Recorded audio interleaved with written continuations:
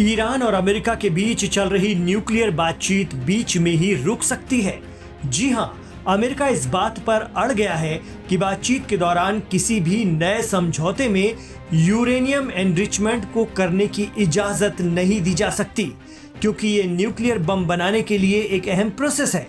खबर है कि ईरान के साथ बात कर रहे प्रेसिडेंट ट्रंप के खास नुमाइंदे स्टीव विटकॉफ ने कहा है कि यूरेनियम संवर्धन के मामले में ईरान के लिए हमारी रेड लाइन एकदम क्लियर है। इस पर ईरान के विदेश मंत्री अब्बास अरागची का भी बयान आ गया है। उनका कहना है कि बातचीत में अमेरिका की ये डिमांड कि ईरान का यूरेनियम एनरिचमेंट 0 होना चाहिए, अपने आप में हमारी तरफ से नो डील या कोई समझौता नहीं वाले हालात होंगे।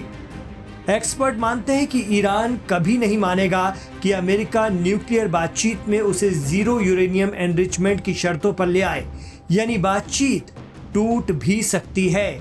गौरतलब है कि अमेरिका और इस्राएल सहित पश्चिमी देशों ने लंबे समय से ईरान पर परमाणु हथियार हासिल करने की कोशिश का आरोप लगाया है, जबकि ईरान कहता रहा है कि उसका न्यूक्लियर प्रोग्राम सिर्फ एनर्जी और शांतिपूर्ण उद्देश्यों के लिए है, वो घातक परमाणु हथियार नहीं बनाएगा। वहीं ईरान इस्राएल का नंबर 1 दुश्मन है, इसमें कोई दो राय नहीं। इतना ही नहीं, आरोप लगता है कि ईरान ने यूरेनियम के संवर्धन को 60% शुद्धता तक पहुंचा दिया है, जिसका परमाणु हथियारों के अलावा और कोई इस्तेमाल नहीं है। वहीं ईरान के साथ बातचीत कर रहे विटकॉफ ने एबीसी न्यूज़ को इसी सिलसिले में इस सप्ताह कहा कि हमारी रेड लाइन एकदम साफ है कि हम 1% यूरेनियम एनरिचमेंट की भी अनुमति ईरान को नहीं दे सकते हैं। इसी के जवाब में ईरानी विदेश मंत्री अब्बास अरागची ने अपने एक्स प्लेटफॉर्म पर लिखा है कि यदि अमेरिका ये तय करना चाहता है कि ईरान के पास परमाणु हथियार नहीं होंगे तो हम एक गंभीर बातचीत के लिए तैयार हैं।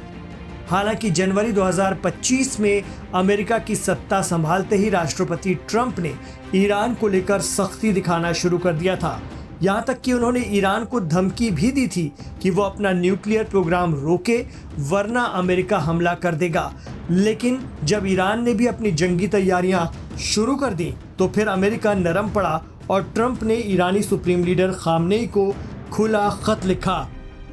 इसके बाद ईरान डायरेक्ट नहीं बल्कि मीडिएटर के जरिए बातचीत को तैयार हुआ, जो ओमान की मध्यस्थता में आगे बढ़ रही है।